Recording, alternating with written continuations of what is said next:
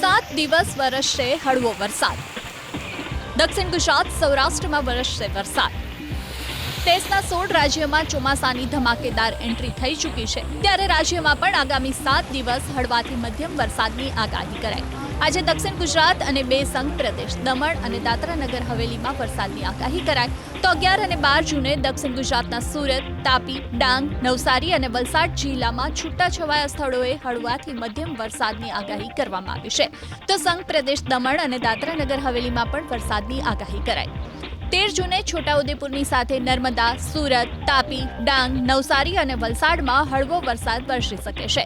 તો સંઘ પ્રદેશ દમણ અને દાદરા નગર હવેલીમાં પણ વરસાદની આગાહી કરાઈ. હાલ રાજ્યમાં દક્ષિણ પશ્ચિમ દિશા તરફથી પવન ફૂંકાઈ રહ્યા છે. દક્ષિણ પશ્ચિમ ચોમાસું ઝડપથી આગળ વધી રહ્યું છે. હવામાન વિભાગની આગાહી મુજબ વલસાડ જિલ્લામાં વરસ્યો ધોધમાર વરસાદ. ઉમરગામ અને આસપાસના વિસ્તારોમાં પવન સાથે વરસાદ વરસ્યો. ભારે પવન સાથે વરસેલા વરસાદથી રોડ રસ્તા પાણી થઈ ગયા. તો વરસાદથી નાગરિકોને ગરમી અને બફારાથી આંશિક રાહત મળી.